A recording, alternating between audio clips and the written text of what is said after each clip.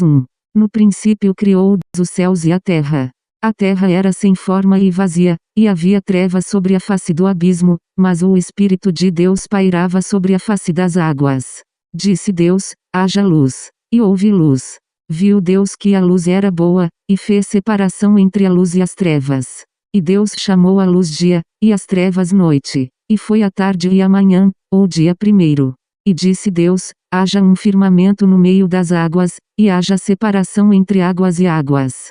Fez, pois, Deus o firmamento, e separou as águas que estavam debaixo do firmamento das que estavam por cima do firmamento. E assim foi. Chamou Deus ao firmamento céu. E foi a tarde e a manhã, o dia segundo. E disse Deus: ajuntem-se num só lugar as águas que estão debaixo do céu, e apareça o elemento seco. E assim foi.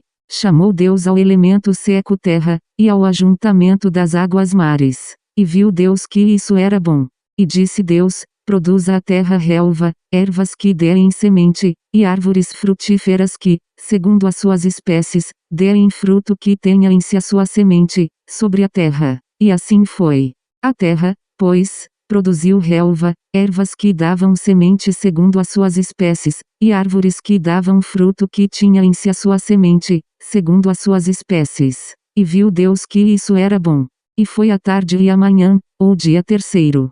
E disse Deus: haja luminares no firmamento do céu, para fazerem separação entre o dia e a noite, sejam eles para sinais e para estações, e para dias e anos.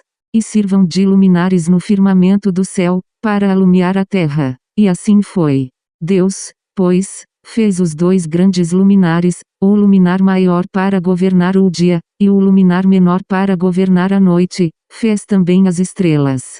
E Deus os pôs no firmamento do céu para alumiar a terra, para governar o dia e a noite, e para fazer separação entre a luz e as trevas. E viu Deus que isso era bom. E foi a tarde e a manhã, o dia quarto.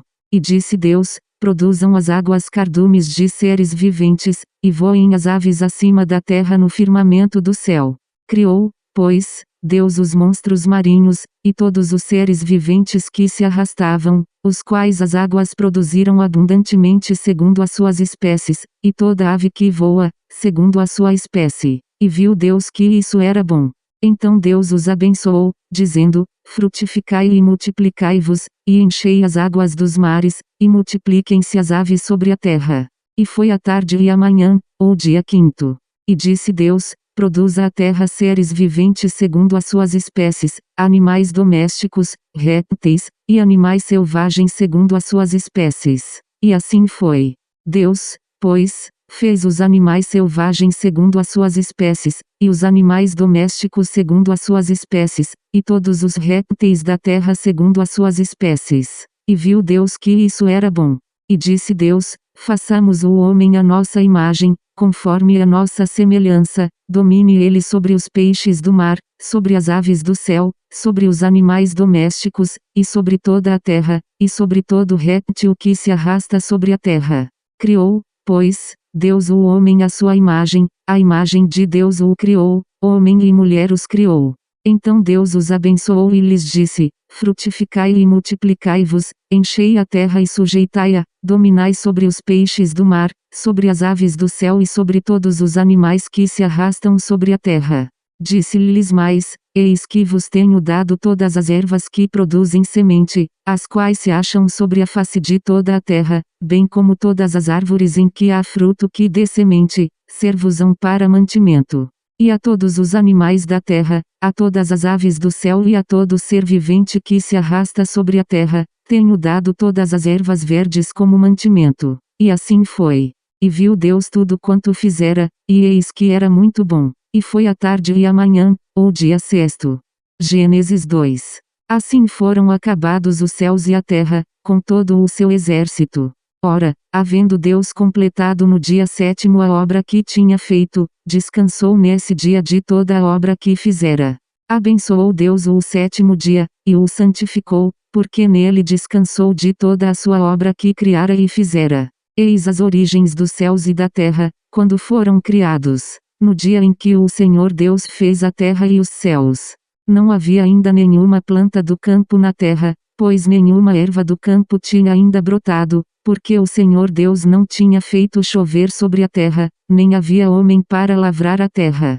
Um vapor, porém, subia da terra, e regava toda a face da terra. E formou o Senhor Deus o homem do pó da terra, e soprou-lhe nas narinas o fôlego da vida, e o homem tornou-se alma vivente. Então plantou o Senhor Deus um jardim, da banda do Oriente, no Éden, e pôs ali o homem que tinha formado. E o Senhor Deus fez brotar da terra toda qualidade de árvores agradáveis à vista e boas para a comida, bem como a árvore da vida no meio do jardim, e a árvore do conhecimento do bem e do mal. E saía um rio do Éden para regar o jardim, e dali se dividia e se tornava em 4 braços. O nome do primeiro é Pison, este é o que rodeia toda a terra de Havilá, onde há ouro. E o ouro dessa terra é bom, ali há o bidélio, e a pedra de berilo. O nome do segundo rio é Gion, este é o que rodeia toda a terra de Cuxi. O nome do terceiro rio é Tigre, este é o que corre pelo oriente da Assíria. E o quarto rio é o Eufrates. Tomou, pois, o Senhor Deus o homem, e o pôs no jardim do Éden para o lavrar e guardar. Ordenou o Senhor Deus ao homem, dizendo: de toda árvore do jardim podes comer livremente. Mas da árvore do conhecimento do bem e do mal, dessa não comerás, porque no dia em que dela comeres, certamente morrerás. Disse mais o Senhor Deus: não é bom que o homem esteja só, far-lhe-ei uma ajudadora que lhe seja idônea.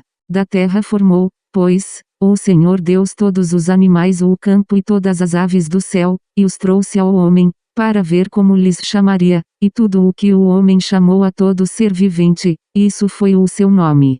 Assim o homem deu nomes a todos os animais domésticos, às aves do céu e a todos os animais do campo, mas para o homem não se achava ajudadora idônea. Então o Senhor Deus fez cair um sono pesado sobre o homem, e este adormeceu, tomou-lhe, então, uma das costelas, e fechou a carne em seu lugar. E da costela que o Senhor Deus lhe tomara, formou a mulher e a trouxe ao homem. Então disse o homem: esta é agora osso dos meus ossos, e carne da minha carne, ela será chamada varoa, porquanto do varão foi tomada. Portanto deixará o homem a seu pai e a sua mãe, e unir-se-á à sua mulher, e serão uma só carne. E ambos estavam nus, o homem e sua mulher, e não se envergonhavam. Gênesis 3. Ora,